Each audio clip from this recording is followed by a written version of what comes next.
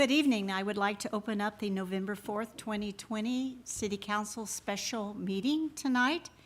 I'm calling the meeting to order, and the invocation will be led by Pastor Ron Lawler from the Family Bible Church, and then I will do the Pledge of Allegiance. Staff, can we rise for this?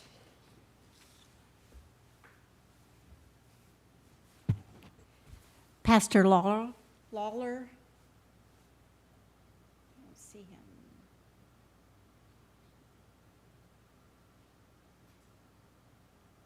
Is he on? I don't think he ever made it in the meeting. Right.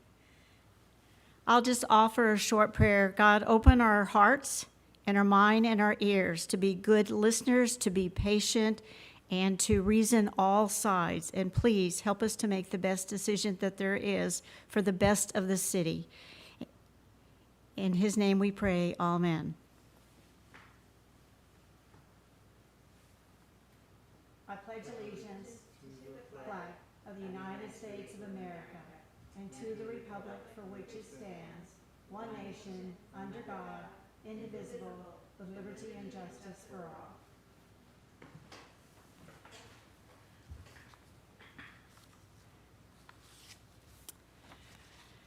This evening, I am presiding as Mayor Pro Tem in Mayor Severance's absence. Due to COVID-19, there is no physical meeting location per Washington Proclamation 2028. Tonight's meeting may be viewed live via YouTube or on cable channel 10.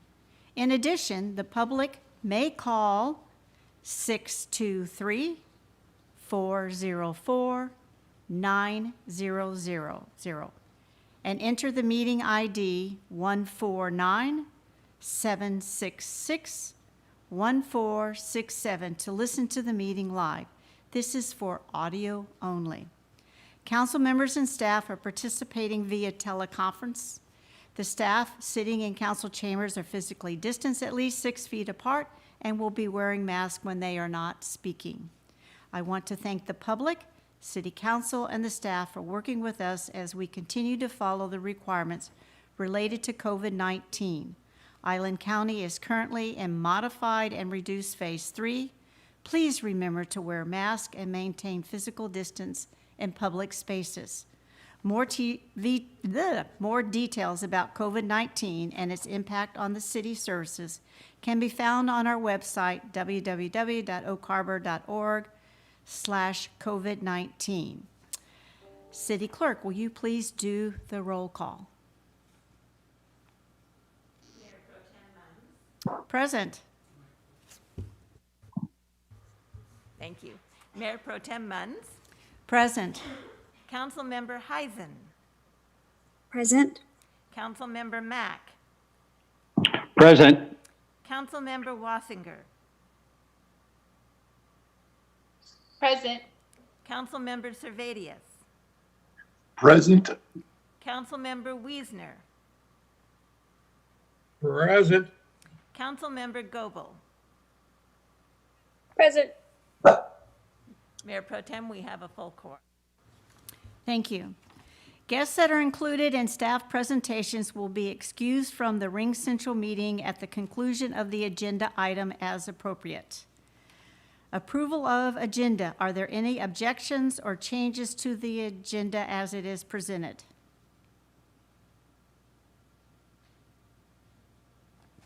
Not seeing any hands, hearing none, the agenda is approved as presented.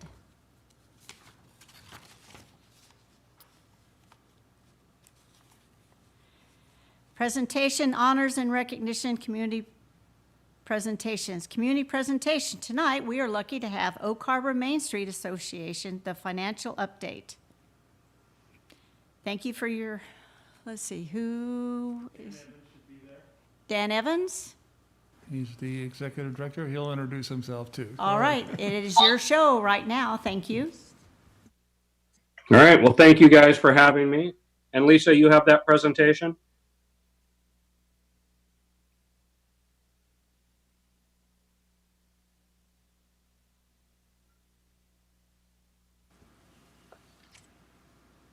We will go ahead and stand by.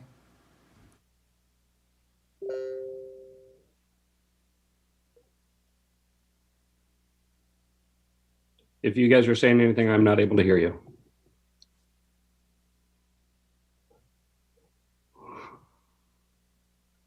We're hearing you loud and clear. Excellent.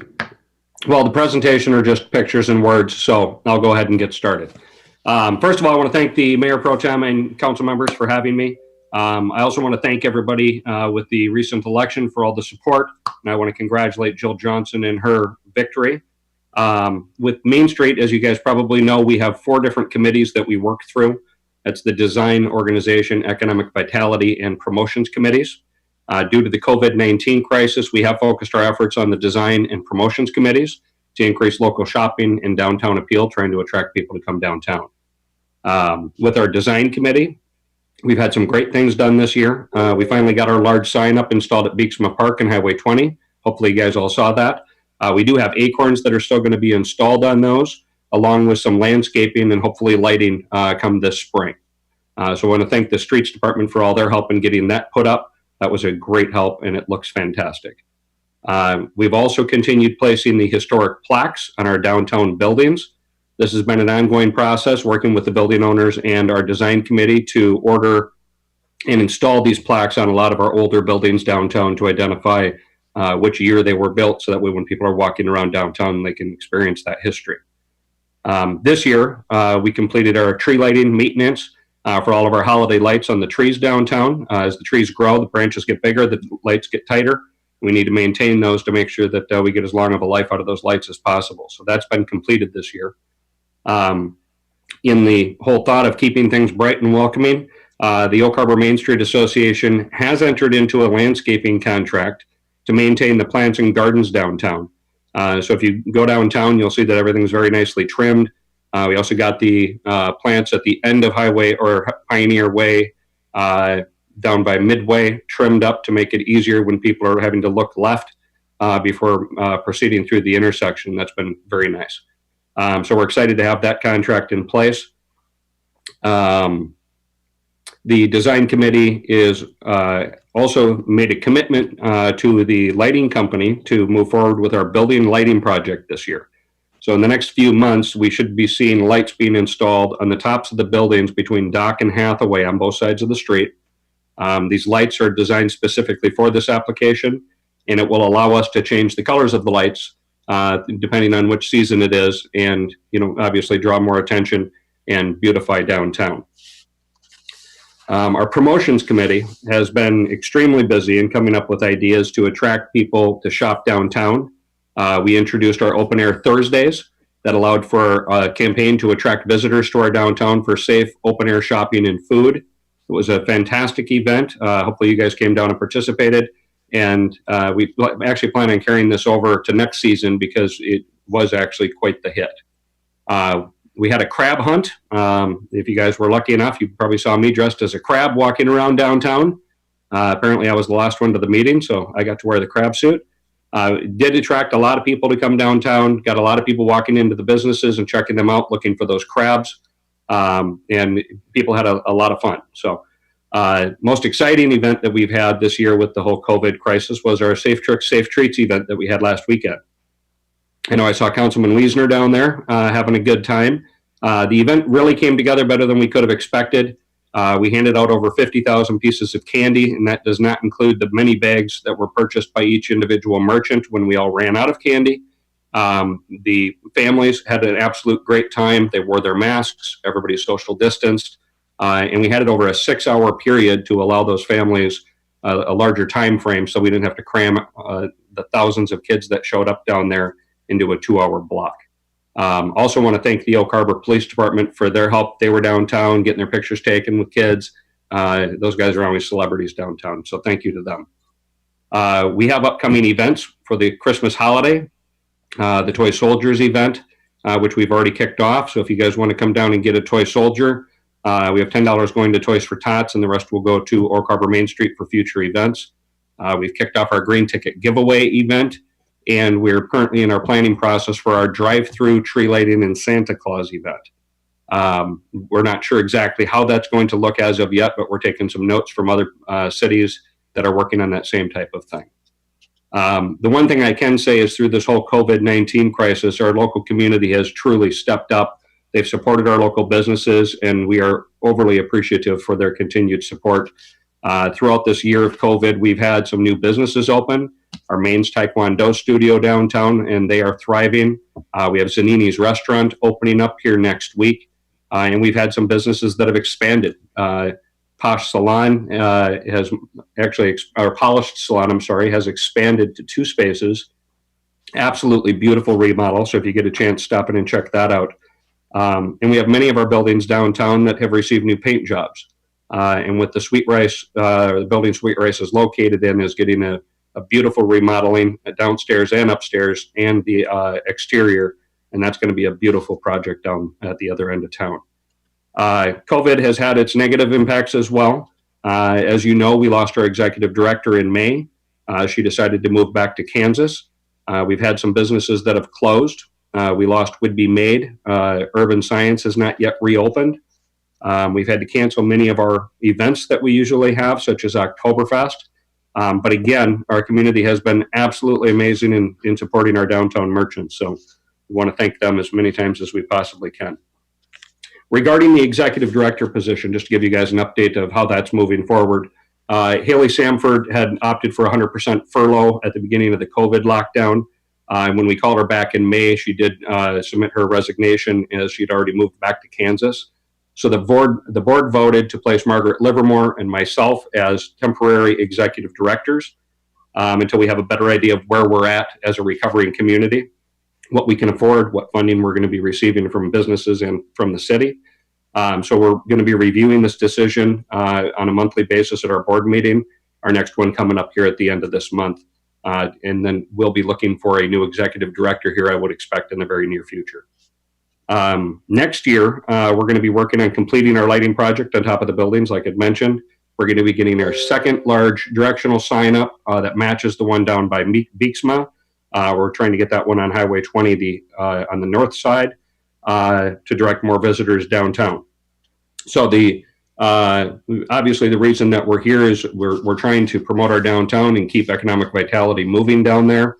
One of the big things that helps us do that is your PUT, or your public utility tax donation. So we will be asking you guys to renew that commitment to Oak Harbor Main Street. And I want to thank all of you for having me. That's my update. I did send over financials for you all to review. If you have any questions, I will stand for questions.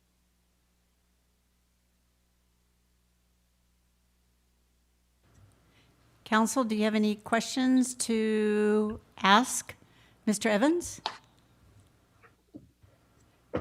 Mr. Savadius? Thank you, Mayor Pro Tem. I think you called on me. Yes.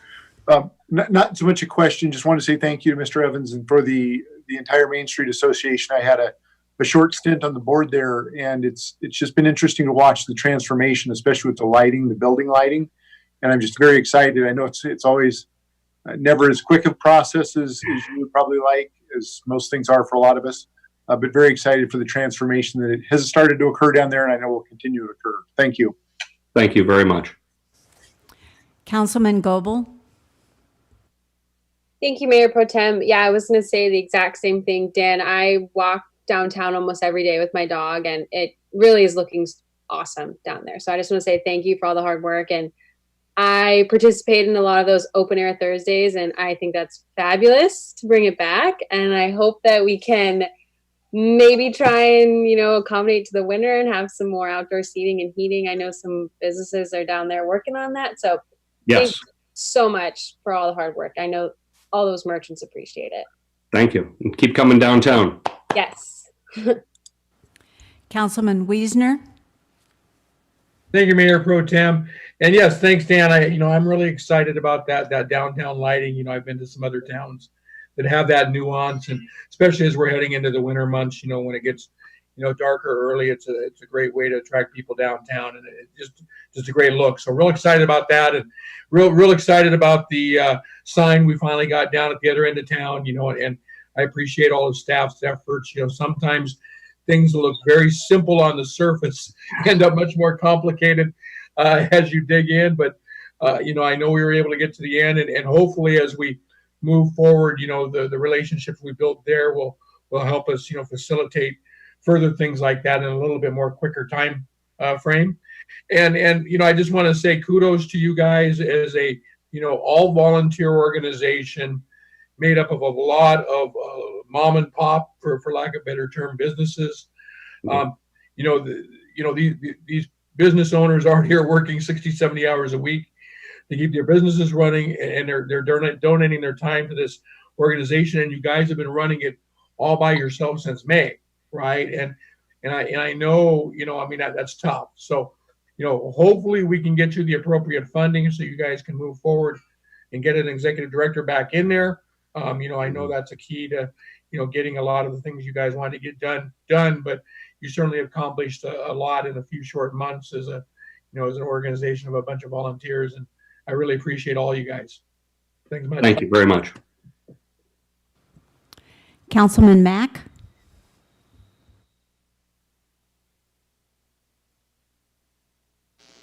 Thank you, Mayor Pro Tem. Yes, Mr. Evans, the downtown is looking pretty sharp.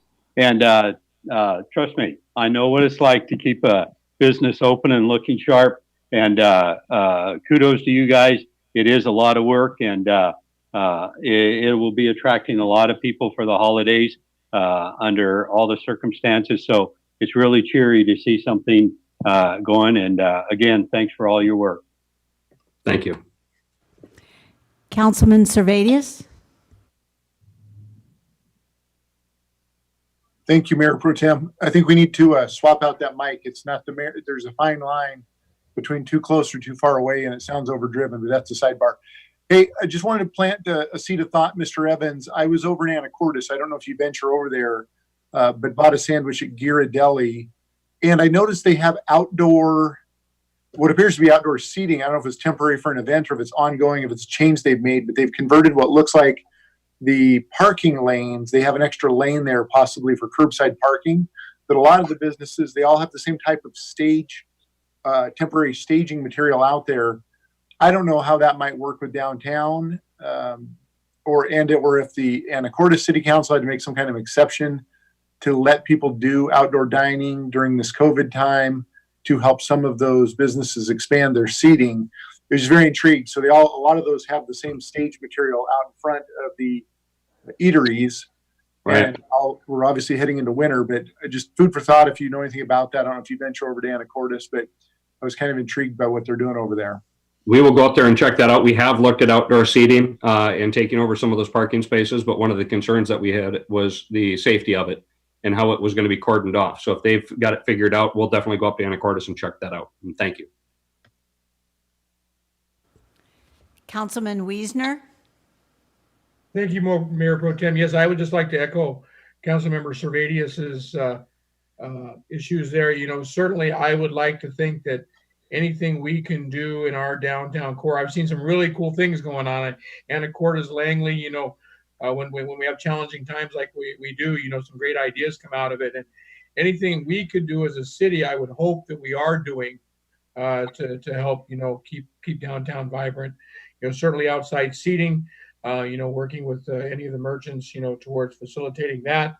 You know, I know there's been some discussions over some food truck regulations, you know, that we've got, you know, involving distance from curbs and et cetera like that, you know, and hopefully, you know, if we have an issue where there's something we can do as a city to help provide that and do it in a safe fashion, because you're absolutely right, safety is paramount.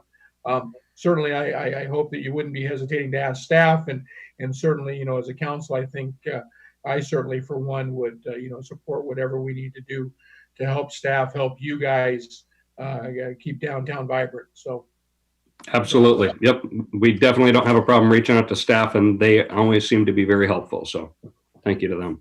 thanks.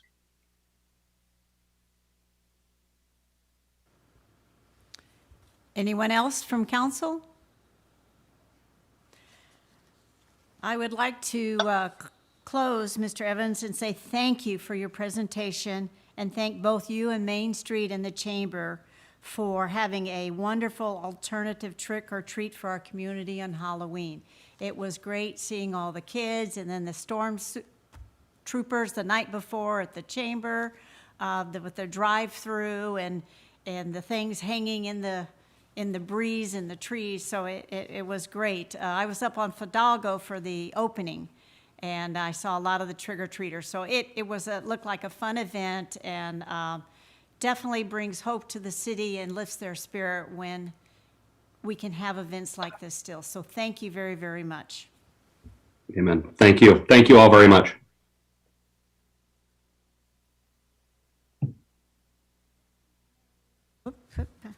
Citizens may comment on subjects of interest not listed on the agenda or items listed on the consent agenda. Public comment may be submitted electronically to the city clerk at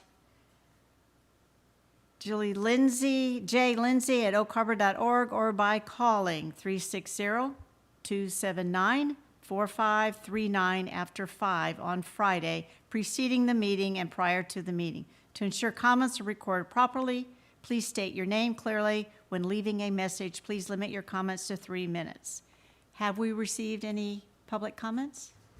No, Mayor Pro Tem, we did not. All righty. Consent agenda. Staff has presented the list of consent agenda items, all of which were included in the meeting packet. Are there any objections or changes to the consent agenda?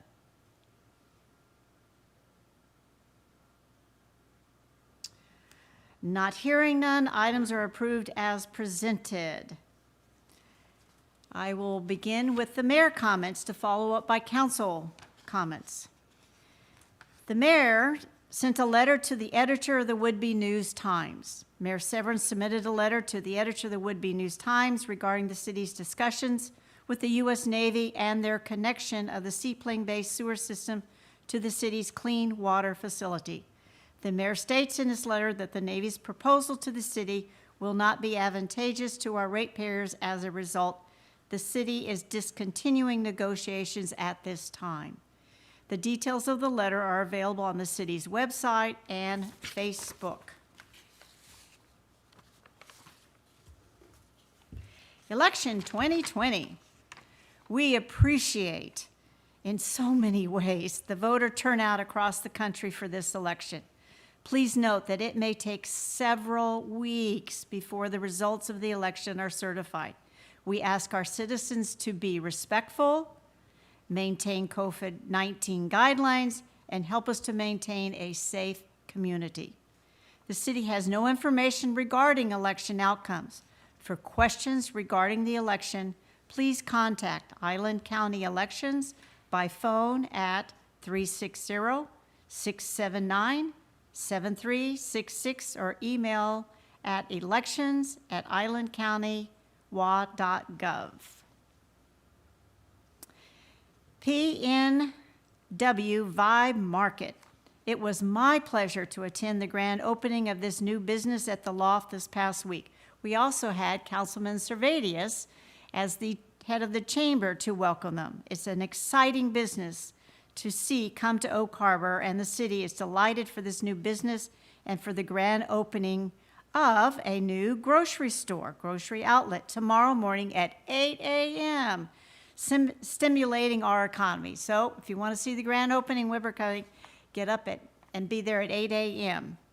Then you can get a coffee at Starbucks. And pretty soon we'll have a Wingstop and a Mob Pizza and one more. I haven't heard what it is yet. Hopefully they will move in soon. CARES grant program. As of this week, the city has issued $283,309.73 to 52 businesses. There are 17 additional businesses with reimbursements pending. For questions about reimbursements, please contact the CARES Grant Program Assistant, Jay Lovelady, via email to cares@oakharbor.org. And thank you to Island County and the City of Oak Harbor staff for their continued work on this process. Veterans Day is coming up. City facilities will be closed on Wednesday, November 11th in observance of Veterans Day. Garbage and recycling services will be modified that day. Please see the city website for more information and scheduled for your area. COVID-19 modifications at City Hall.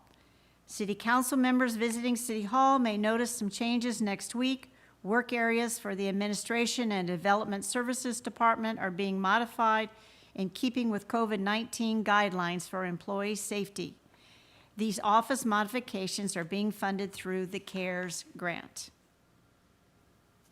And I'd like to extend another welcome to our new Finance Director, David Goldman, and to our Parks Operation Manager, Jesse Ott. City Administrator Oborn took them on a grand tour of the city facilities yesterday.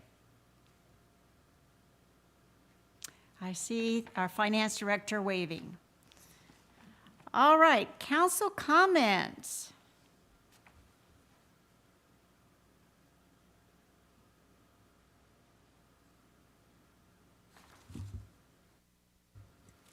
Councilman Servadius.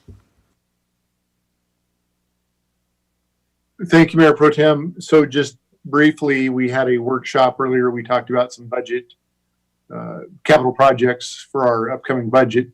And one of the things we talked about was a in-person get-together. And so it was hinted that, or we, talked about making a motion to figure out when we could make that happen. We looked at Saturdays. I think the best decision we could come up with at that time was Saturday the 21st. I don't know if that's still viable.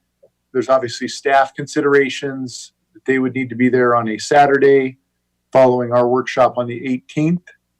So it was brought to my attention that we might want to think about those concerns before actually hard scheduling that date.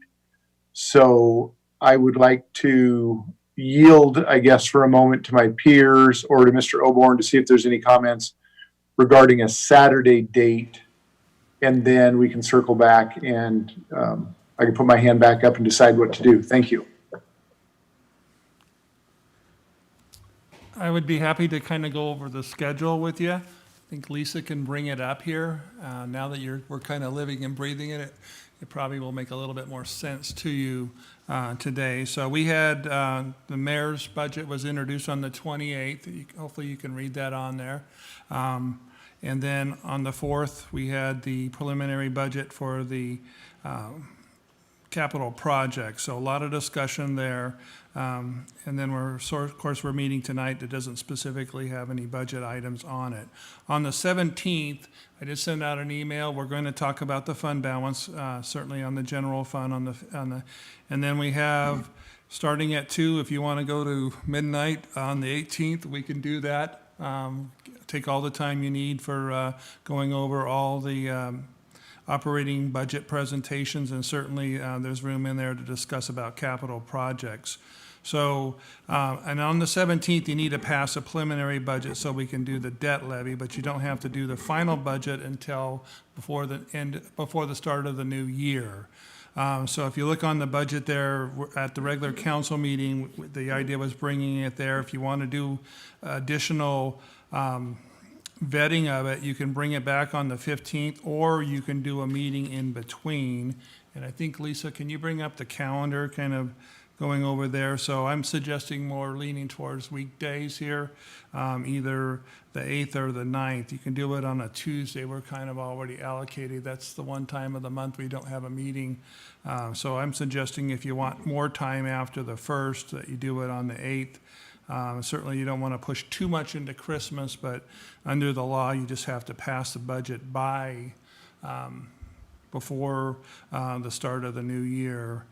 Would be your requirement. So you've got a little bit more time than you're thinking of to digest things. But certainly it's up to council if you want to do a Saturday, up to council if you want to do a weekday. I'm just providing after some initial discussion with staff and just getting a little bit more time in between to kind of digest it. I think there's some room in there to look at meetings in December. Certainly if you can look at the option of a Friday or a Saturday in December too. And ultimately probably the optimal thing is to pass a budget by the 15th of December. So any questions there? I will step in here and make a couple of comments.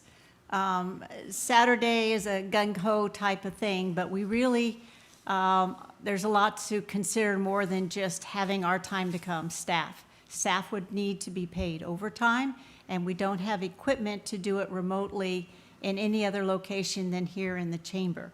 To count on, especially having financial staff available, it would be better to have an alternative date during the week, such as it's been suggested the 8th or 9th of December. On the 1st of December, the mayor would have to be sure to close the comment period for the public. But that doesn't mean that on the 8th and the 9th, we couldn't talk till midnight if we wanted to, if we had that many things to discuss to come to a resolution. So whatever is passed on the 1st, we have to pass a preliminary. On the 17th. On you the have to do 17th. 17th, you can modify it. I would suggest you pass the mayor's preliminary, but certainly it's up to the council. 17th of November. November, yeah, and that's needed for the tax rate. And that's, at that time, we're going to allocate some discussion on fund balance with our new finance director who's becoming very familiar with it very quickly. So I appreciate his expertise that he'll be able to lend to So that. we will approve some sort of placeholder budget, but not the final one on the 17th of November. The 1st of December, our first meeting Tuesday, will close public comment. And if we feel like we're still not sure where, we can have a meeting the week of 8th or 9th of December, if council is willing. We also have the 18th, we can have a marathon meeting. I mean, start at 2 and just go till we're done. Or people say, that's it, I've had enough. And then on the 15th, we would be required to pass a budget before the new year. So open for comments, but I think because of expense on trying to do it on a Saturday, and we don't have all the equipment, as we know, government works a lot slower than the private side of the coin. So I'm open to suggestions, please, and someone to make a motion.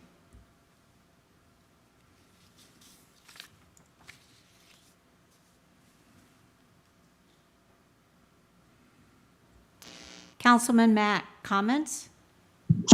Thank you, Mayor Pro Tem. I don't understand, and someone please correct me on this. Why are we waiting till the last minute? Why don't we meet next week? Why don't we meet the week after that? It can be a weekday. It doesn't have to be a Saturday. I understand overtime and all that. I would just as soon discuss things casually before the 17th. You know, so that's my opinion. I'm booked for December, folks. So I just as soon get her done and get her done soon. I'm open next week. And like I said, Friday the 20th would work. But I would prefer to discuss things in the open before the 17th, before tweak some things around a little bit. But that's my opinion. Everybody can weigh in on that. Thank you. Council members, I failed to mention that on the 18th. Council members, I failed to mention on the 18th that it would be done in-house here, all of us, and then the staff members would come individually when they are called for their section to come in here, but we can all sit across from each other and talk and ask follow-on questions quickly. So that would be in-house, in chambers. They remeasured in between our two meetings today and figured out they can house everyone in here and have the correct audio or visual recordings that we need for the Open Public Meeting Act to suffice that. Sorry about that, my apologies. Councilman Servadius. Thank you. Just chiming back in since I don't see any other hands up. I would agree. I don't want to wait until, if the goal is to pass a budget by December 15th, I don't want to wait until the week before to have the first, not the first discussion, but an in-depth discussion. It might be possible, since we saw and got introduced to the capital project request today, it might be possible to have that discussion. And I wouldn't be opposed to having it as early as next week, and maybe we try and confine it seems a little backwards to me. Normally, I'd like to see what are the fixed expenses, which is going to be a lot of our operating costs and personnel. Get those knowns figured out, and then the projects are kind of the extra part of the process. When we're doing the projects first, it's a little more difficult because there might be some things that we want to prioritize, but yet we don't know exactly what our operating costs are going to be with regards to predominantly personnel. So, but since we have looked at the capital projects, that's something we could focus on just next week. If we could find a meeting time that worked and just take a good hard look at those and bat that stuff around in person. And then after the presentation on the 18th, either continue late that evening or turn right back around if a weekday becomes a preferred option instead of a Saturday, to try and or sneak it in early that next week before Thanksgiving, which I think is the 26th. So, but I get really nervous pushing it out into that first week or 8th, 9th of December. I mean, that's really pushing it to the 11th hour and then some. So that would be my 2 cents. Comment from staff, please? Okay, I think we can make a suggestion for a workshop on Thursday, the 12th at 2 p.m. We were trying to avoid meetings of the week of the Veterans Day, because Veterans Day is right in the middle of the week on the 11th. So that's a holiday. So certainly you can look at special meetings on the 10th or the 12th. So I'm suggesting that if you want to do that, we can bring back and discuss on the capital projects on the 12th at 2 p.m.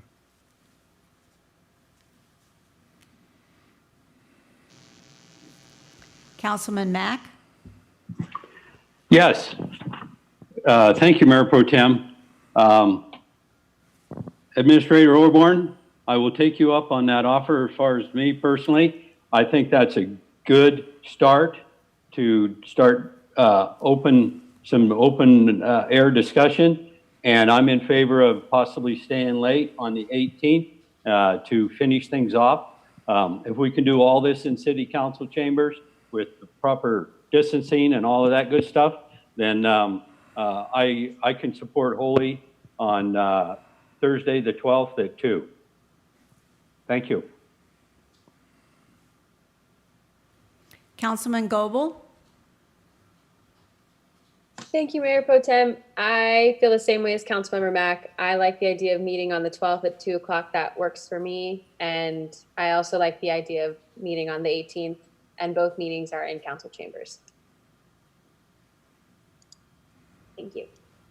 Councilman Wassinger? Yes, Thursday, the 12th at 2 p.m. Works for me.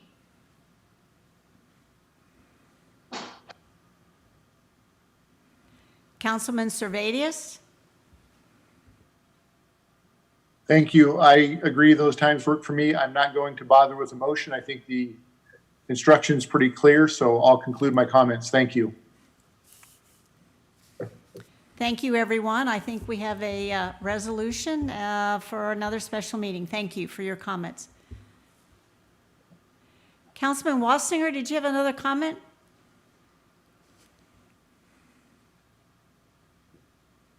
No, thank you. Thank you. I just left my hand up. All righty. Okay, anyone else have comments this evening from the council members, please?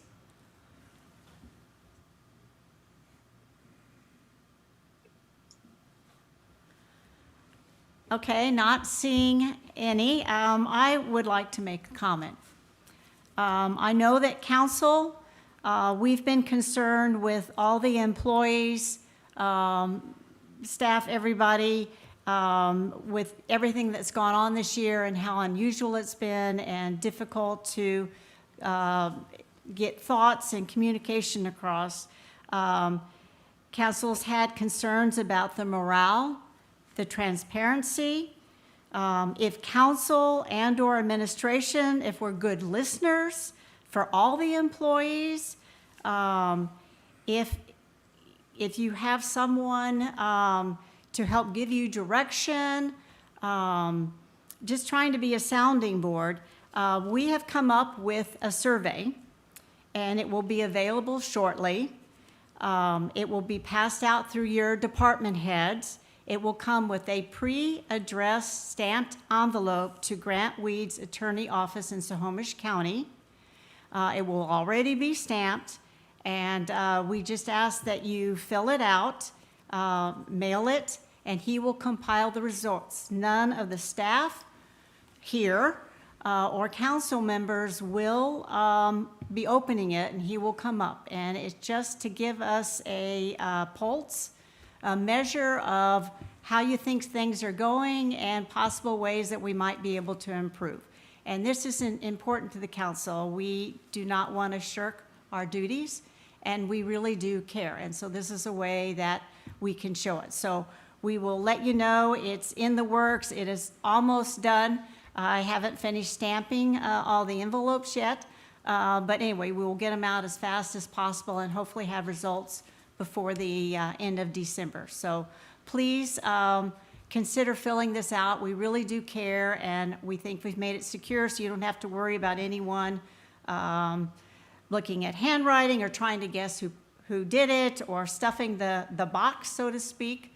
So this is an idea that we had that we're trying to show that we care and we are listening and we want ideas. So thank you very much, and I think we'll continue on with our meeting.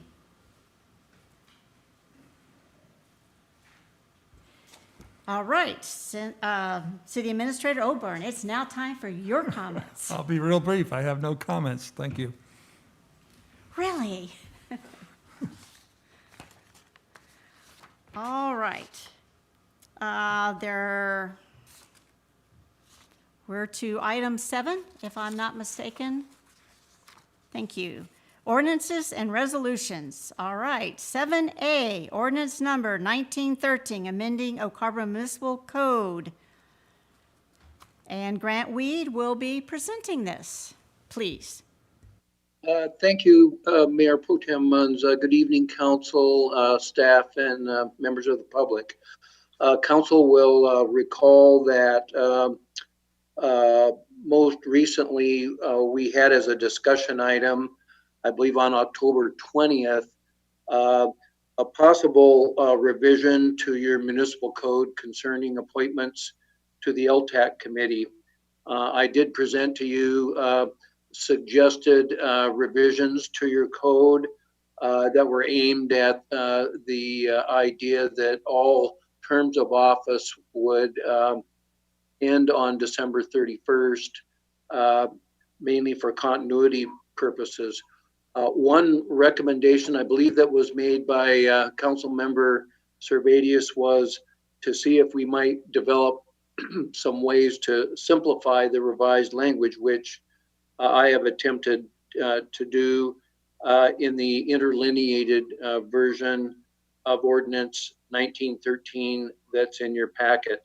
The essence of the revised language would allow appointments by council for slightly greater or slightly shorter than 3-year terms until all terms of members on the LTAC committee expire on December 31st. I'd be happy to go through the slightly revised and simplified language that's in the ordinance with you. It is in your packet. That's up to council if you'd like me to walk you through the proposed language change. I'd be happy to answer any questions as well. Council opinion, short presentation of some of the wording he put in, or questions? Councilman Heisen. Thank you, Mayor Pro Tem. Mr. Weed, the revised ordinance is pretty self-explanatory. We probably don't need to go into it again. I just want to thank you for the work and getting that done so quickly, and thank Councilmember Servadius for pointing out I'm not even sure the discrepancy in the terms. And so, little by little, as we can get these things cleaned up in our code, the better. So thank you for the quick response and the clear language. I appreciate it. You're welcome. Councilman Servadius. Thank you, Councilmember Heisen. I think the credit goes to Councilmember Wiesner for calling me out because I was misreading. I'm so used to terms ending 12/31. I was misreading one of them, and that was the genesis of this whole thing that started off. Also, thank you, Mr. Weed, for that language. I was sitting here, and I guess we'll address it more in 9A when we get to that agenda item. I was looking at the actual terms and trying to get everything to reconcile and yet still be staggered. But for the sake of brevity, if there's no other hands, I will pause. Councilmember Heisen, your hand is up. I'll make a motion if there's no other comments or questions. Councilman Heisen? Sorry, just forgot to put my hand down. I apologize. Okay, if it's okay, Mayor Pro Tem, I'll proceed. Please. So I move to approve ordinance number 1913, amending OHMC 2.66.030, term of appointment. Second. Second. All right, it's been moved by Councilman Servadius and seconded by Councilman Wiesner to approve ordinance number 1913, amending Oak Harbor Municipal Code 2.66.030, term of appointment. It could have also gone to Wassinger. You kind of beeped at the same time. All right, all those in favor, please raise your hand.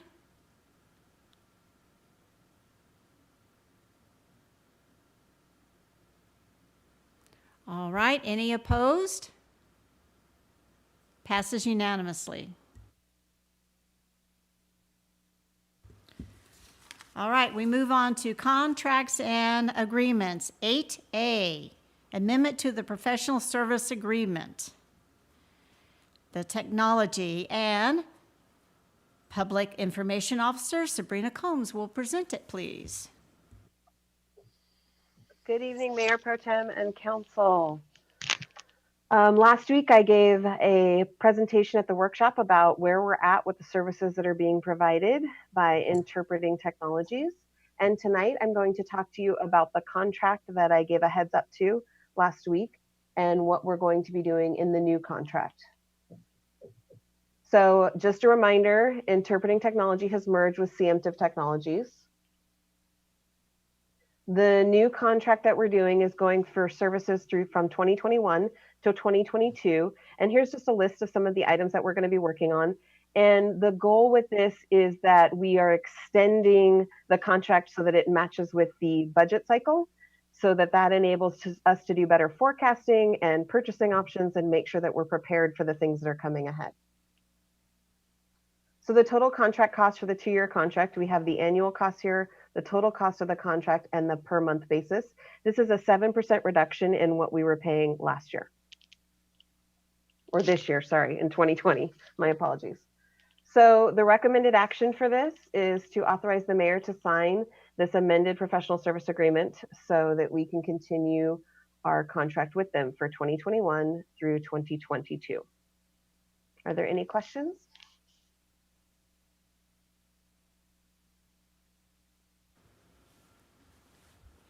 Councilman Servadius? Two thoughts. Thank you. This is one of those items where I want to make sure we don't fall into the routine of not keeping vendors competitive.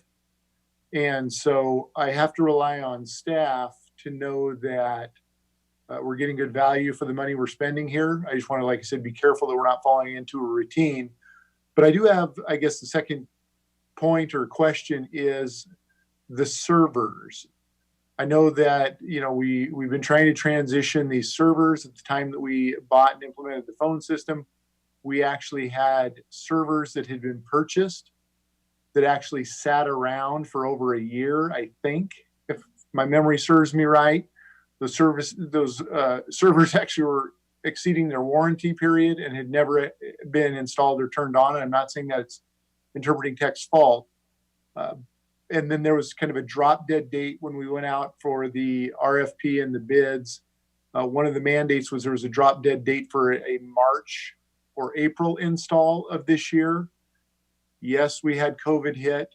but we're almost at the end of 2020. So if someone could, and maybe that's all done, I don't know. Could someone give me an update on that transition? I thought we talked about it recently, and maybe Sabrina reported that that's gearing up to happen this month. But that's concerning is probably a light word. It's concerning to me that that has taken so long, even with COVID, because at some point, you know, as one of my mentors used to say, an excuse, no matter how valid, only serves to weaken the character. So where are we at with the server migration? Anyone? So just to start off with, Councilmember Servadius, when I started working on this over the summer, we did take a look, as I presented last week, on where we're at with those projects, what's been happening with COVID, and how we get back on track. So we have gotten back on track after addressing all the COVID issues, and Interpreting Tech has been doing a lot more work around the needs that we had as a city for telecommuting requirements because of COVID. So what we did was really check that schedule and get things back online. And in regards to the server, we also had an extension of that warranty that you were concerned about through Interpreting Technology. So that was part of the contract that we had. So the servers are going to be, we already started the first rollout last weekend, and we're currently working through the process of rollout. And in this week's call, we talked about that schedule and the steps we were taking to continue to meet that deadline. All right, excellent. Thank you, Sabrina. And like I said, I have to rely on you guys because you're the ones interfacing and using these services on a daily basis. So I'll support this. Thank you. Okay, thank you.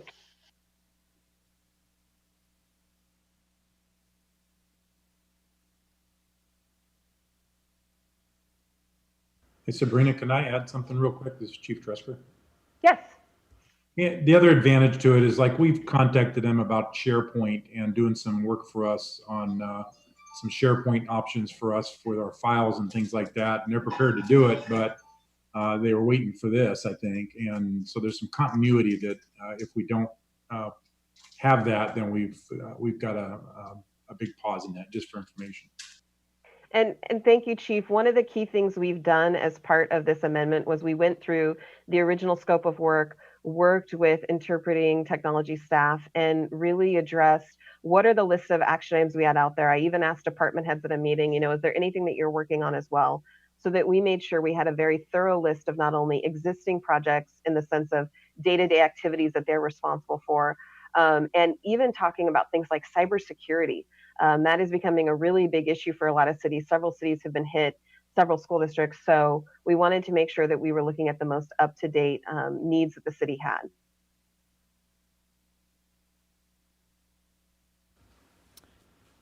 Sabrina, when you talk about cybersecurity, back when Mr. Merriman was our finance director, odd thing, I got a call from the East Coast saying that a bank in Mount Vernon had lost, I don't know, thousands and thousands of dollars from the Russians.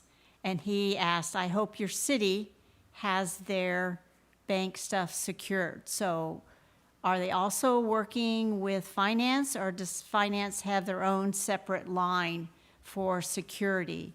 But it was, yeah, a while ago, but it was weird. I found out, I woke our finance director up at home and said, I just heard this from the East Coast. What's happening to our financial security cyber-wise? Thank you. Mayor Pro Tem, I would say that we have some systems in place. We are working on more. I do not want to go into the specifics about that, but one of the key things that we really appreciated is CMTIV Technologies, as part of the merger conversations, talked to us about some of the cybersecurity things. The other piece of that is we needed to improve our internal education to staff, and so we've been working on that as well. A lot of what happens with cities is people are so busy trying to get through all those emails each day, because we all get a lot of emails. And in a hurry of trying to do that, what we find is that staff click on things. And so what we've been doing is working with Human Resources and NeoGov to see if there's some trainings we can provide, working with CMTIV to identify some other trainings, and then also just telling staff and educating them to report things as soon as they see them.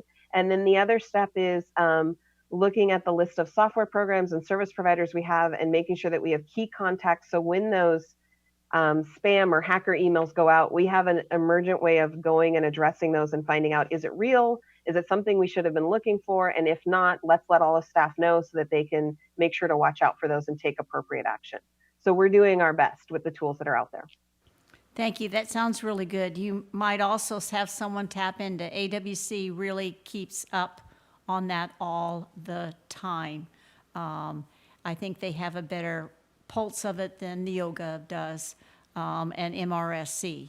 So we don't have to reinvent the wheel. You know, you can take a shortcut and find out. They have all the cities, in a sense, and all that information. So you might consider that also. But thank you. That sounds very, very good. Thank you. I'm looking for a motion from someone, please.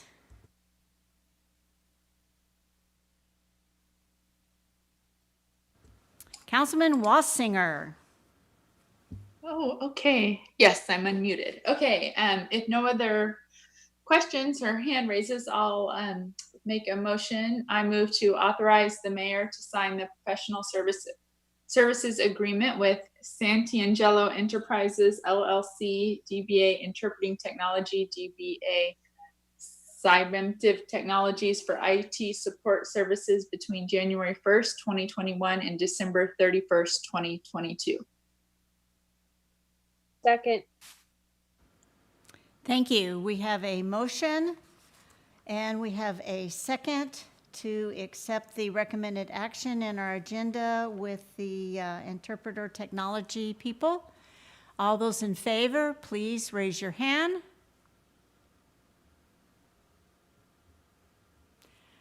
All right, thank you. And is there any opposed? It passes unanimously. Thank you so much, Council. Next item. Thank you. Annual review of the Lodging Tax Advisory Committee membership. City Administrator Olburn would present, please. All right, we're back to LTAC. Hopefully after the clarification with the new ordinance, we can further discussion and move ahead in a positive direction. So you should see the slide on the board there, general slide. We'll go to the next slide here. I basically divided up the type of members into 3 categories. Let's see if she can forward it. Yeah, okay, the first 3 categories. The first category is the 3 members who are the recipients. So in that, we have 2 terms that are coming due there. Recipient 1 with Larry Munns, and then recipient number 2 with Jason McFadden. So if the council wants to continue with that, I think they can renew those memberships. The next category is the collectors, and this is the area we had some issues with the vacancy. Collector number 3 continued. We did reach out to the hotelers, and we did get we got some people that put in their name in the hat here to be on the LTAC committee for representing the collectors. So we have Carly Gardner Smith from Best Western, replacing another representative there. And then we also have, actually that's a typo, that she's actually with a, what's it called? Candlewood Suites. Thank you. That's a typo there. Candlewood Suites. So, and then Amanda would continue with Best Western, and then Noah Zuniga would take the place there. We had a previous person at Alt Holland Inn, and he would be the Alt Holland Inn representative. So, and then you have your chair, Joel Servadia. So we have the third category is 1 council member that serves as the chair. And then just in the recommended motions here, kind of go through that, and I have an idea. I'm going to go ahead and introduce on how do we do the terms too. As appointing Carly Gardner Smith as collector number 1, Noah Zuniga as collector number 2 on the LTAC board. Collector number 3 still serves on the board. And then when I talked about the terms expiring, into the next item here is renew Larry Munns, recipient number 1, and Jason McFadden as recipient number 2 on the LTAC board. Certainly under the law, you can adjust any of the members anytime you want to meet, and you're supposed to annually review that, but they do also have the terms. My recommendation would be that we have collector one and a representative, and a recipient one, that those terms expire on 12/31/2021. Recipient and collector number twos expire on 12/31/2022, and collector recipients in the slot number 3 would expire in 2023. And I will defer to our legal counsel if this will meet the requirements. I think there was some desire to have staggered terms.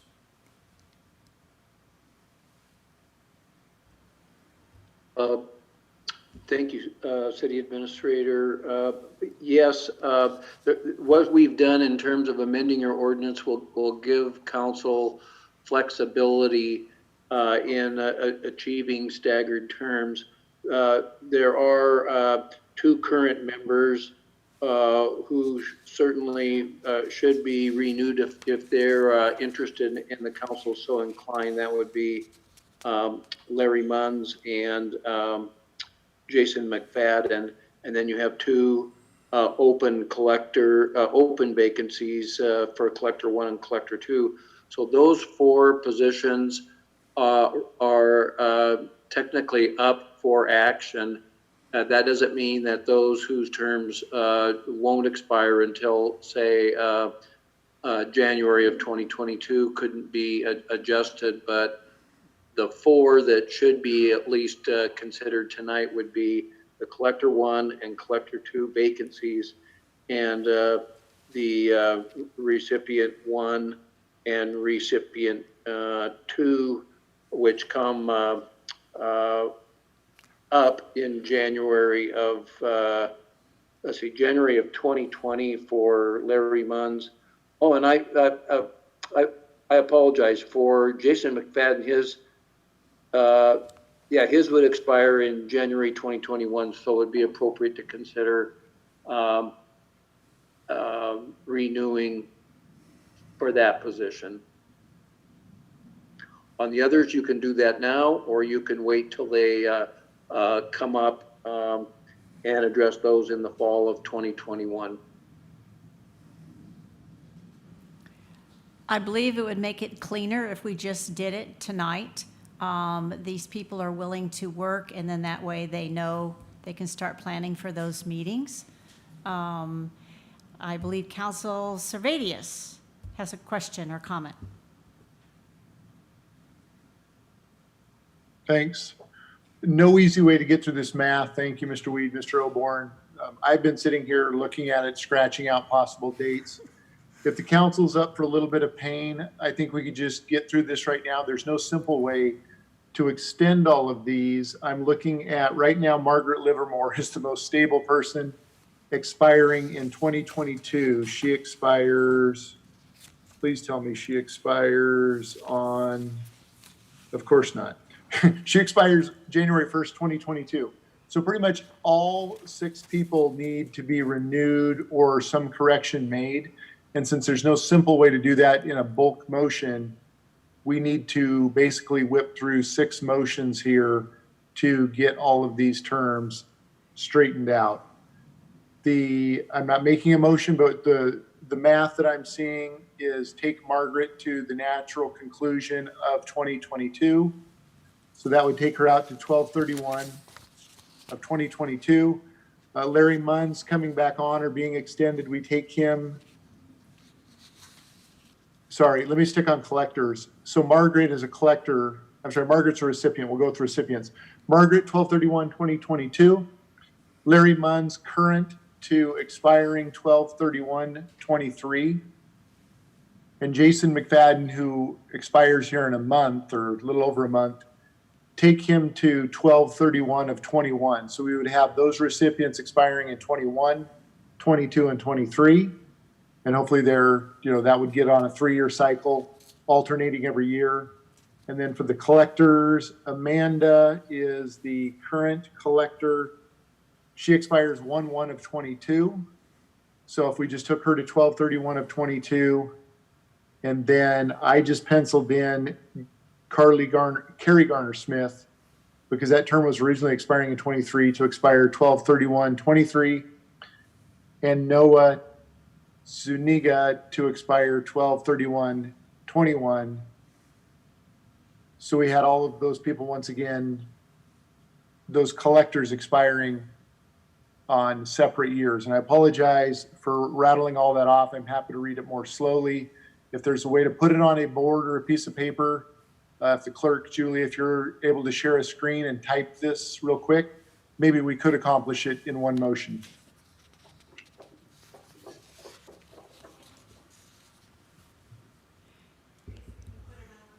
I think if we do it by the collectors the way you read it, and the collectors and then the recipients, I think that'll be good enough. So whichever one you want to start with first.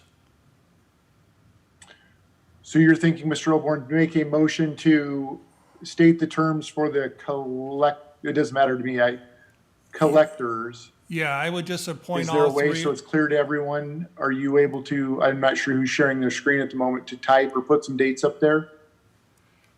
I don't know if she could type it in there. Or I can just read them slowly? Well, we'll write it down. Our clerk is right here. Our clerk can read it back. So I guess the motion would be to reappoint Larry Munns, and then you had that recommended expiration date.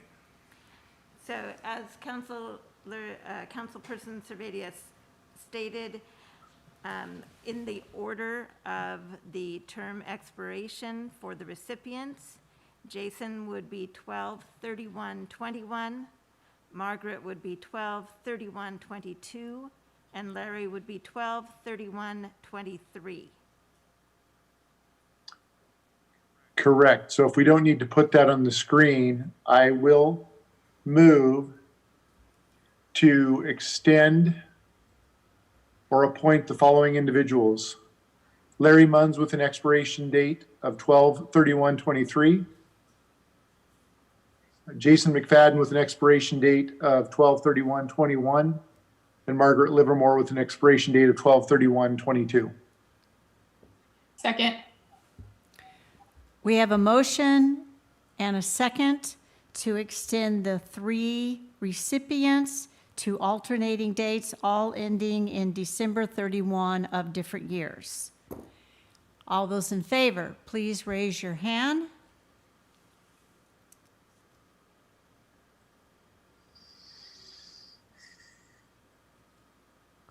All right, all those opposed? The vote is unanimous, it carries. All right, now we need entertain a motion for the three collectors, please. If I may, Mayor Pro Tem? Please, go ahead.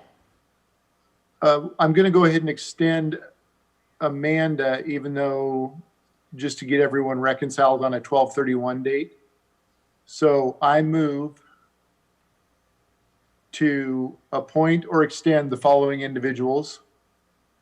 Noah Zuniga is Collector 2 for an expiration date of 12/31/21. Carrie Garner Smith, Collector 1 for an expiration date of 12/31/23. And Amanda Zimmerman, Collector 3 for an expiration date of 12/31/22. Second. Thank you. We have a motion to extend the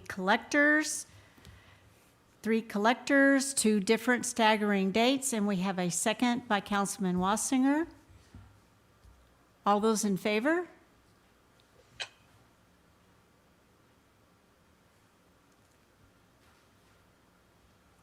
All right, are there any opposed? That passes unanimously. Thank you so much. We have one more category. All right, proceed. Of course, the chair for the council member expires on 1/2/2022. So I guess, do you want to go ahead and sync that on the 12/31 or just leave it as it is? Mr. Servadius, can you give any advice? Do you think your term should also expand on the 31st? I think they should all, I don't know why it wouldn't fall on a 12/31. I'm happy to serve. I'm trying to think if there'd be any continuity issues, but it's staggered enough that there should not be a reason not, it's a lot of knots, to extend it and have it be on a 12/31 date of whatever year.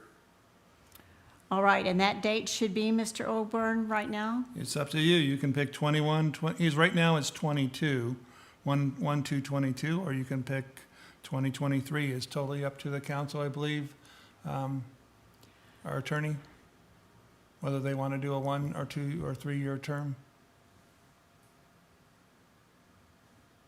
Yeah, as long as the term expires on December 31st, the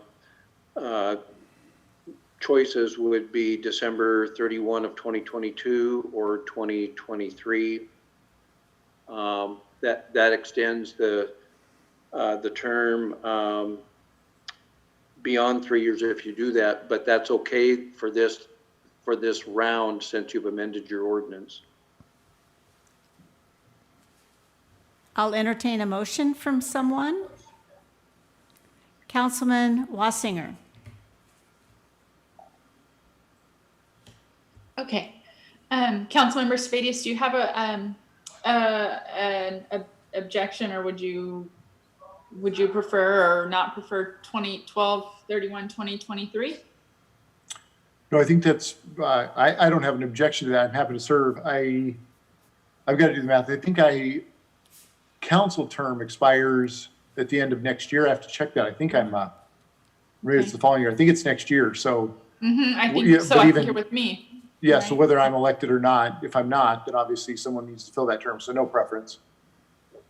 Okay, well, in that case, I'll go ahead and, if there's no other questions or comments right now, I'll make a motion to extend Councilmember Servadius' term as Director of LTAC Committee to 12/31/2023. Second. We have a motion and a second to extend the council members, it's not leadership, chair term to 12/31/2023. All those in favor?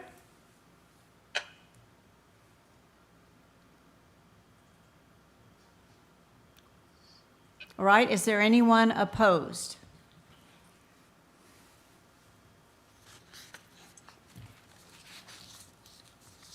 It passes unanimously, and we will go on to the next item. WICA property rate deduction options, presented by City Administrator Oberg, please. I think even our new council members know that WCA stands for Washington City's Insurance Authority. So we had the executive director did the nice presentation to the council. So they also provide our property insurance. And let's go ahead and go to the next slide here. Certainly we had a big change in our deductible, our insurance. Just 1 minute here. Here, when we added the clean water facility for $120 million, nearly tripled. Now that one identity is 70% of the total insured property value. So we have 155 total. So the difference between that is 30%. So it really changed everything. And so certainly I think most of the council members remembered when we were talking about the rates, and I think it was probably underestimated when we did the original rate what the insurance would be there. The idea of saving money by raising the deductible was an option. So it wasn't an option at that time, but we're in the month of November.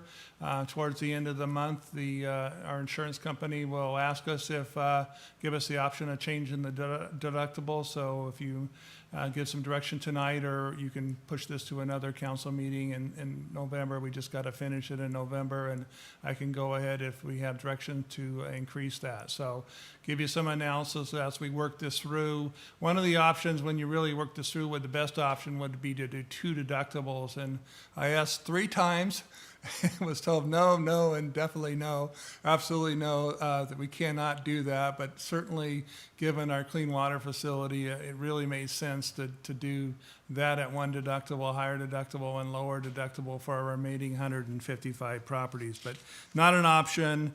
Certainly, I think we have a good rapport with our insurance carrier, our pool, and so I don't really want the other option of looking at it. So I think we can work with them.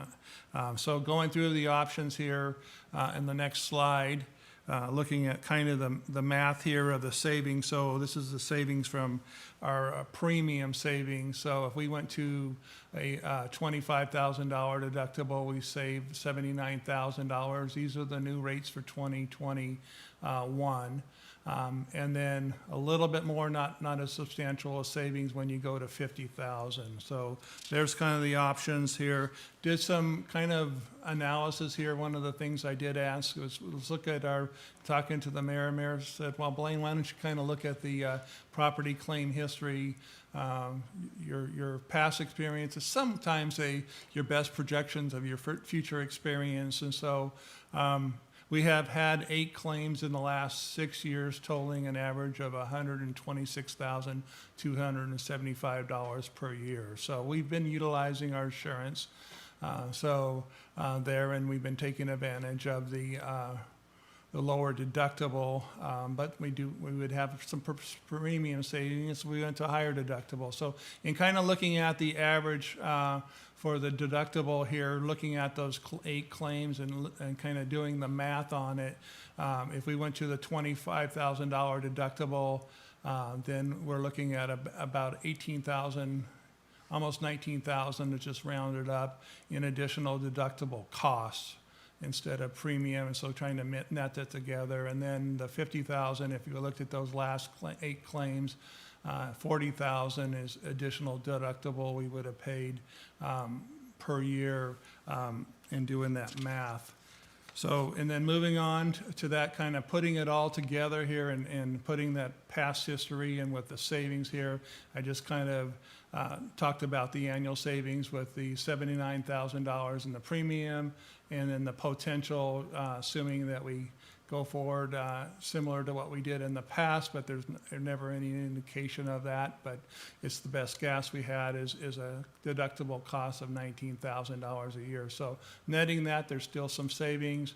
And then the annual savings for the $50,000 deductible, it's netting that cost of $106,000 with $40,000 in estimated deductible costs for the savings. So, and then finally, kind of wrapping it up here on the next slide, looking at it, certainly if you want to ask more questions and do some more research, I can do that. And we can need to make a decision by the next council meeting in order to meet our annual option in open enrollment where we can change the deductible.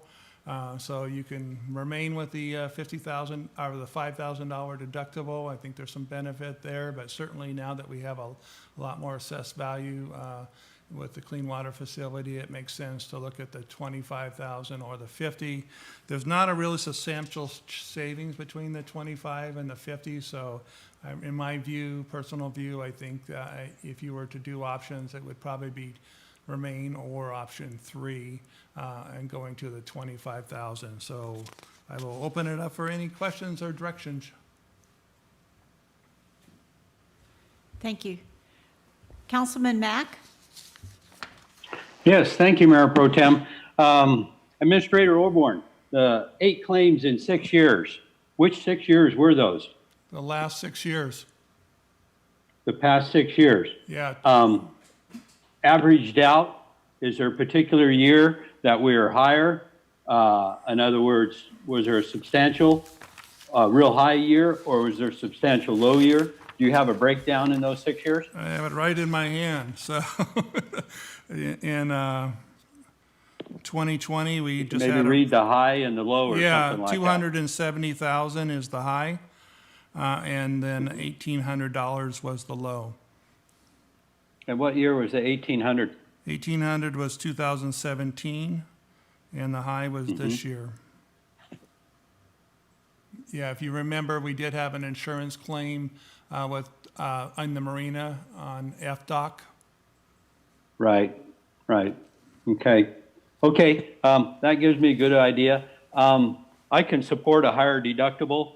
The $25,000 deductible makes sense for me based on what's happening, and I'm sure everybody's being always as careful as possible. No one likes insurance claims. So, but that's my support there. Thank you. Councilman Servadius?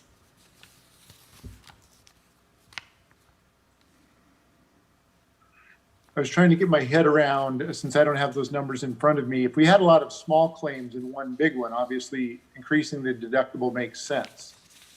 So while we say we have, I think it was an average, you said, Mr. Oborn, of 126,000 and change.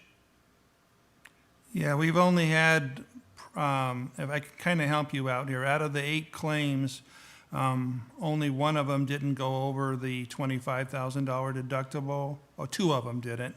And then 1, 2, 3, 4, 5. 5 went over the $50,000 deductible. So I mean, someone could put together an Excel spreadsheet that shows, based on past history of the last 6 years or 10 years, if the average claim was X at the $25,000 mark, if we're saving, I mean, I'm trying to spot the number here. You said at the $25,000 mark, we're saving $79,000 a year. Yeah, we can kind of If bring we- back that net slide with you. I think that might help you. I kind of put both on there, the estimated cost of how the higher deductible and then the savings. See if we can go back there. Yeah, go ahead again. Is that the one? No, next one. Yeah, where is it? Tied it together. Let's see. I put them together there. Yeah. So on the next, if we could go, not one of the other slides there. So if we had, once again, I don't know, because I don't have that information Oh, I in front just of me. didn't put them on But the if we same average a page. claim a year or 2 claims, but that, the average claim is, well, if we have a deductible of 25,000, that's what we're on the hook for. If we had 2 of those a year, it costs us 50,000, but we're saving 79. The math leans towards increasing the deductible. The other question I would ask is, because the clean water facility is such a separate and unique animal to all of the city's other business, in the agenda bill, it says it's unlikely this city can get approval for new deductibles. You said you asked 3 times and were told no 3 times. Do we have to get the insurance for the clean water facility through WCIA? I don't know if it would be cost prohibitive to try and go out and get that in the private sector if we're able to do that or not. But it might make sense because that's such a unique animal unto itself versus, but it's also, I understand, a very unique animal. So the private sector may not take that on. But is that a discussion that has occurred? Yeah, our pools are really good to work with.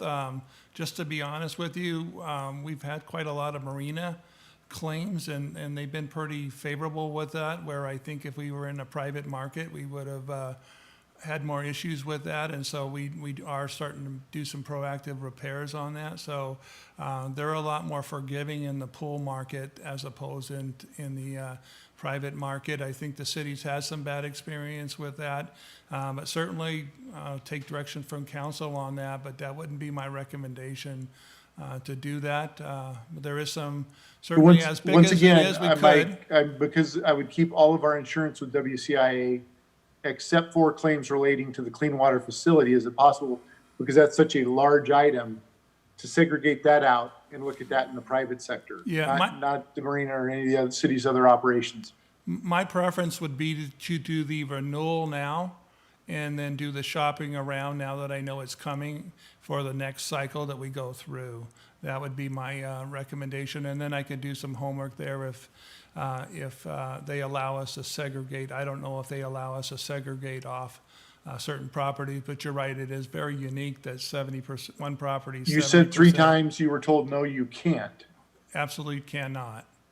I went up the chain until I went to the top, and absolutely cannot, because absolutely you're right. That would have been the preference, to do 2 different deductibles, and I So thought. there's no need to do homework and ask them if you can segregate it if you were told no 3 times. Yeah, I'm just telling you, if we want to look at the private option of doing the clean water facility separately, I would just do the renewal this year and something we can entertain well in advance of expiration for next year and do research and see if they'll allow us to, if it's all or nothing on the property insurance too. So that's always a possibility.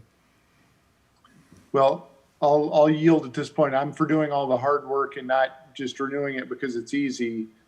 I'd like to really knuckle down and figure out what the savings would be. We have time to do that before we have to renew this. Councilman Wiesner. Thank you, Mayor Pro Tem. Yeah, and to just piggyback that, I think the first question to ask would be whether or not we can segregate off one property. I know some insurance pools do not allow you to do that. It's an all or nothing deal. They actually have a rider in there. So that would be an interesting question. I think you'd be able to get a very quick answer, yes or no. And then based upon that answer, obviously we could figure out very quickly whether or not that's something to pursue or not. So that's my 2 cents on that.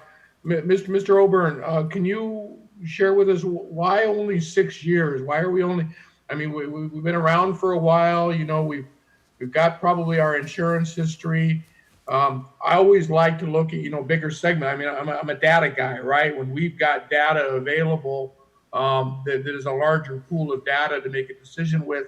Why are we only looking at 6 years? Is that the only years we have accurate data for? Or? No, we have the data back to 2005, and I can give it to you. We didn't have as many claims in those years.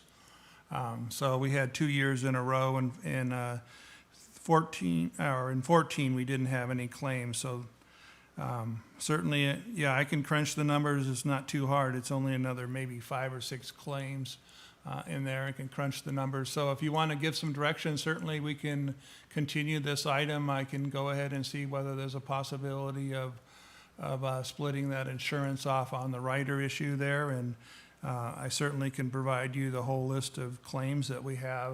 So since 2005 is the farthest we go back in their system. Yeah, I mean, you know, 15 years of history, right? It gives us a little bit better perspective of, you know, and out of that, you know, I mean, certainly how many claims we have that are, you know, under that $25,000 and under that $50,000 mark are important, right? I mean, you know, if it turns out the last 6 years was a fluke and there was, you know, 10 years in a row where we had a dozen claims each at, you know, $23,000 a piece, we would obviously go be making a poor decision now. And, you know, we've got that information available. And then, you know, Blaine, when you came up with the figures of the actual increase in deductible amount, was that based upon actual previous claim history, or did you just base that upon the average of, you know, 1.33 claims a year?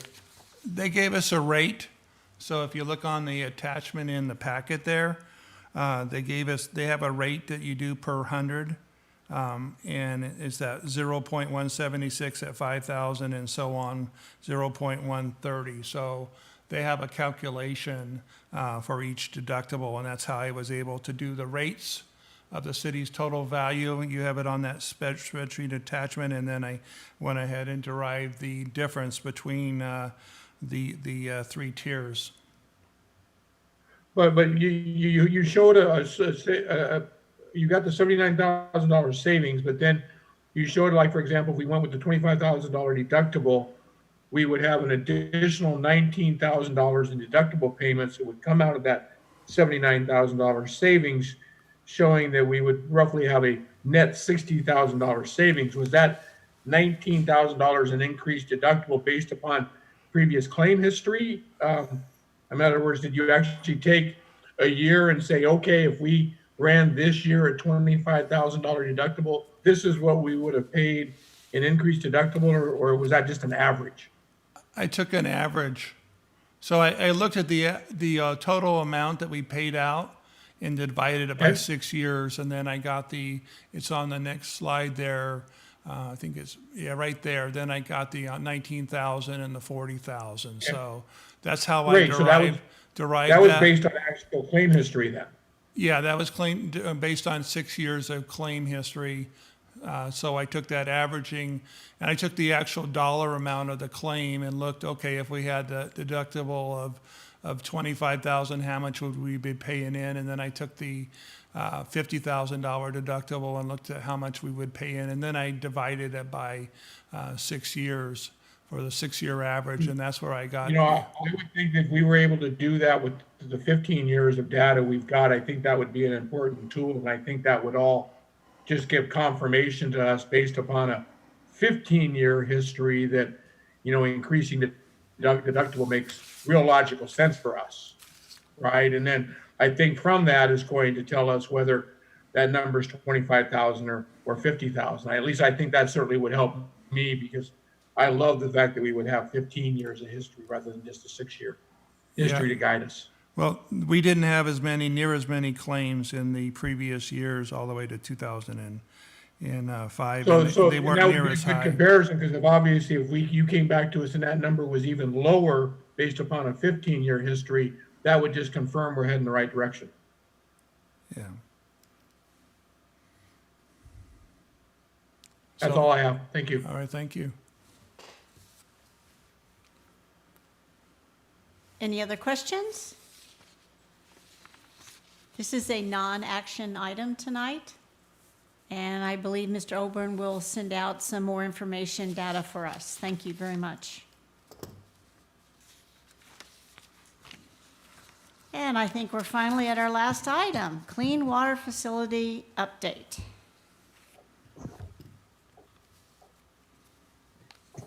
Yes, this is Brett. Lisa, could you put my slides up, please?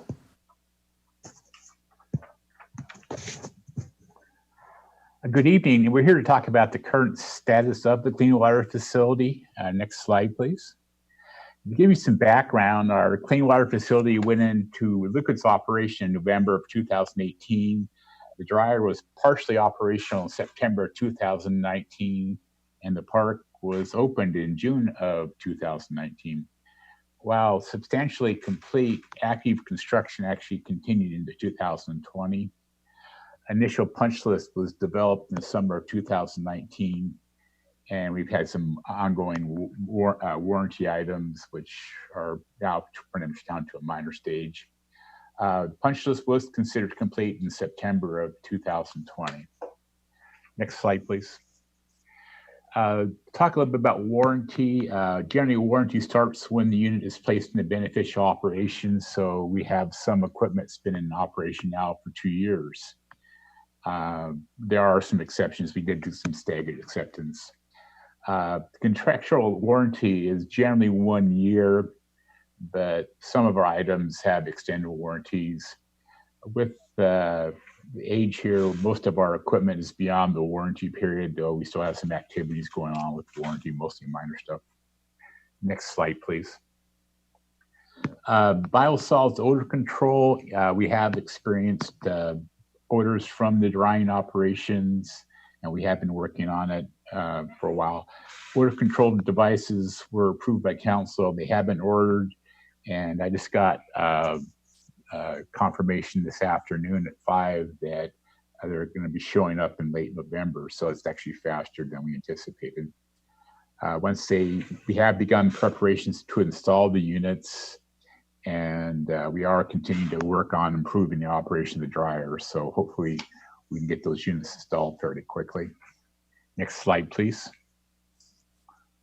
Membrane expansion. Council did approve the purchase of additional membranes at the October 20th meeting. The contract has been executed, and we're in the process of developing an implementation plan. We're working with Suez to coordinate installation of the new modules. I actually have a call with them tomorrow to start talking about what the schedule is and what we're doing. So we're just kind of getting the first steps of this, get a plan together. Our installation will be complicated by winter weather. We can't, with the wet months coming in, December and January may be dicey. So we'll have to take a look at that. But I suspect with delivery dates, we might be able to dodge that, but we'll see. Next slide, please. A contract closeout, completion of punch list only signifies completion of active construction activities and monthly billings. We still are beholding a lot of retainage, and that will be held till all contract obligations are complete. The contract closeout is a process involving L&I, Department of Revenue, and final release of liens and claims. I got word about 2 weeks ago that the L&I process is approaching completion. We have all the subcontractors in and signed off by L&I, so that's a good step. The next step would be involve final pay estimate reconciliation, and then obtaining all releases. Those are still in process. I think we still have 30 or 40 of those left to do. We anticipate the administrative process continuing for another 6 months or longer, but some of that's going to include, we have certain statutory periods where we have to wait. So I think we'll be able to start dealing with the administration just fairly quickly. Anyway, any questions?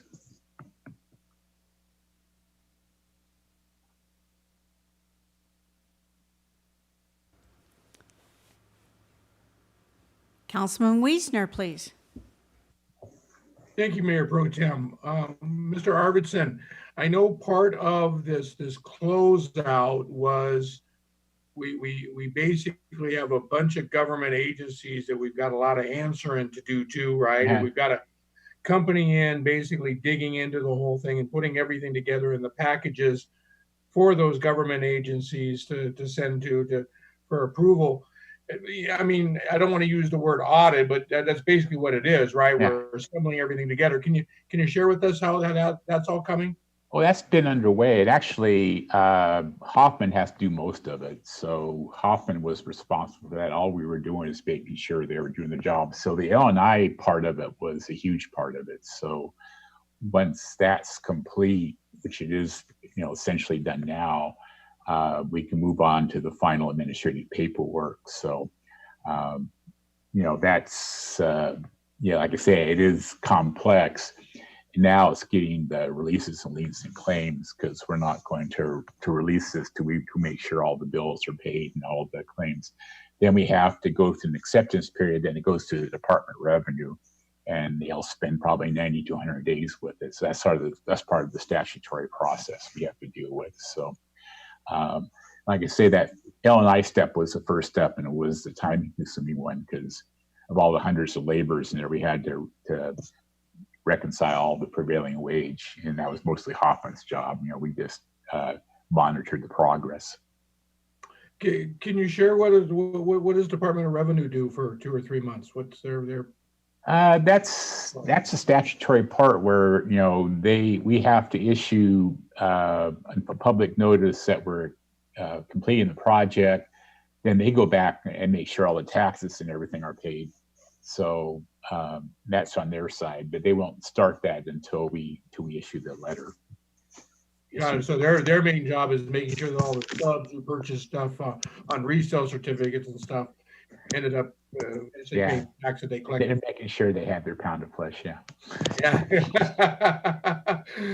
All right, so that's more of a lookout over all of the subs, not really a look at anything we've done. No.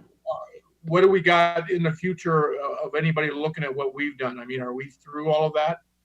We're still in the audit process with the audit company, and that's part of the reconciliation part of it. Is we still haven't got to that yet, but that's where we need to sit down and we still have some issues with shifting monies around and reconciling the GMPs and those type of activities. So is that something we would see a final report from?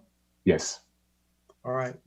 Yeah. All what will happen is we will present an acceptance.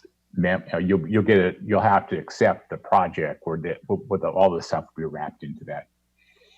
And part of that acceptance would be us seeing all these external reports. Right. All right. All right. Well, thank you, Mr. Arvidsson. I appreciate it. Sure. Councilman Mack. Yes, thank you, Mayor Pro Tem. Mr. Arvidsson, concerning winter weather membranes, you say they're being shipped, or have they been shipped? We just ordered them 2 weeks ago, so they're still out. Like I said, I haven't got the ship dates, even the manufacturer dates established yet. So you have to remember, we only approved the contract 2 weeks ago. So I'm going to get a better handle on those dates. We're going into winter weather. Unless we have a huge peak flow event, we'll just have to ride it. But we do have a lot of capacity there. So again, I'll have a better handle on that probably tomorrow. Okay.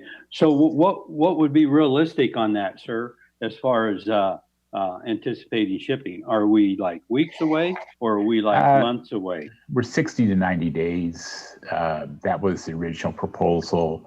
We did get the proposal, and so like I said, I'm going to get a better handle on. At the time, they thought they might be able to pick that up. They weren't promising it.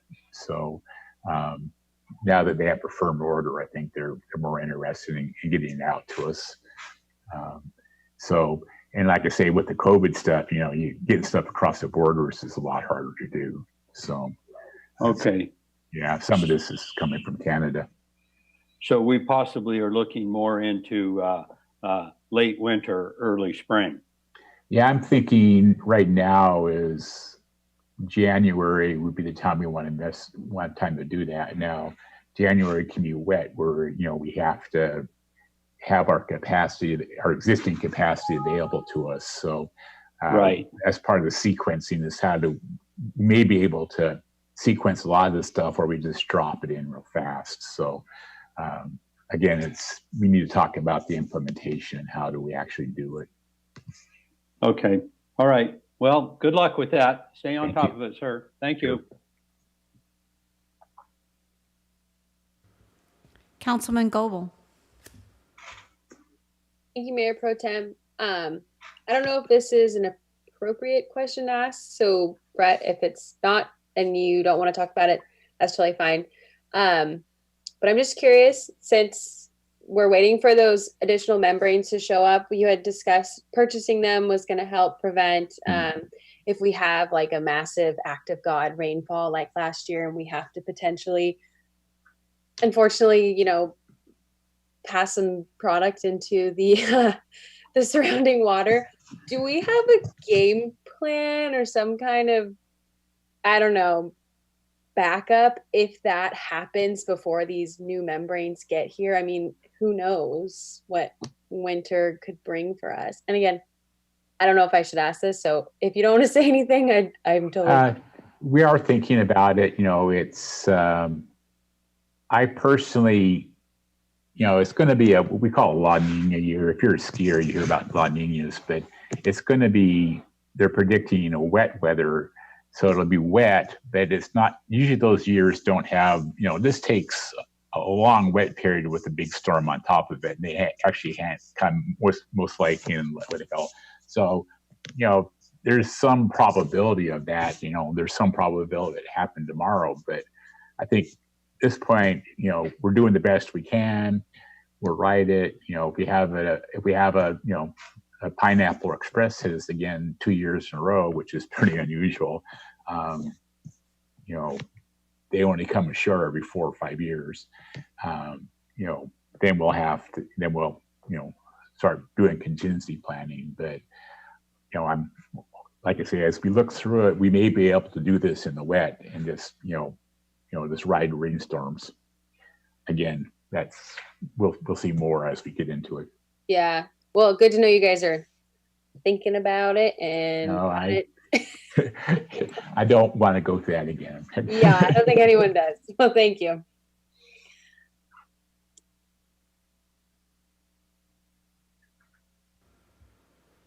Any more questions or comments?